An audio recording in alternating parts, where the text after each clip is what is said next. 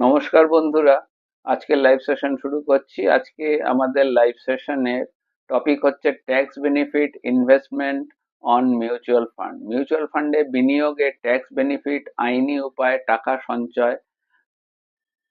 Mutual ফান্ডে বিনিয়োগে কর সাশ্রয়, সেভ মানি legally.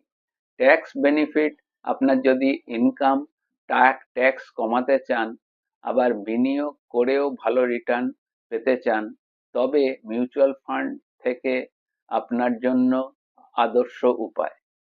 ELSS, equity linked savings scheme, যেটি একমাত্র মিউচুয়াল ফান্ড যা ধারা 80C অনুযায়ী 1.5 লক্ষ টাকা পর্যন্ত কর ছাড় দেয়। সর্বনিম্ন লক ইন পিরিয়ড হচ্ছে 3 বছর, যা অন্যান্য 80C অপশন থেকে কম।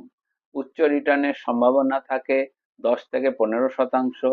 Long term capital gains, LTCG tax ছাড়। ইকুইটি মিউচুয়াল ফান্ডে 1 বছরের বেশি রাখলে 1 লক্ষ পর্যন্ত আপনি সম্পূর্ণ ট্যাক্স ফ্রি পাবেন। এছাড়া 10% এলটিসিজি ট্যাক্স প্রযোজ্য। এসআইপির কর সুবিধা হচ্ছে ইএলএসএস এ করা এসআইপির প্রতিটি কিস্তিতে 80C ছাড় প্রযোজ্য। এটি ডিসিপ্লিন ইনভেস্টমেন্ট এবং কর বাঁচানোর সেরা উপায়। ডেট ফান্ডের ট্যাক্সেশন পরিবর্তন 2023 থেকে ইন্ডেক্সেশন সুবিধা বন্ধ হয়ে গেছে। লাভ আপনার আয়ের সঙ্গে যুক্ত হবে ও ট্যাক্স প্রযোজ্য হবে স্ল্যাব অনুযায়ী, আপনি যে স্ল্যাবে থাকবেন। ট্যাক্স হারভেস্টিং সুবিধা, ইকুইটি ফান্ডে 1 লক্ষ পর্যন্ত এলটিসিজি ফ্রি থাকায় আপনি প্রতি বছর কিছু ইউনিট বিক্রি করেও কর ছাড়ের সুবিধা নিতে পারেন।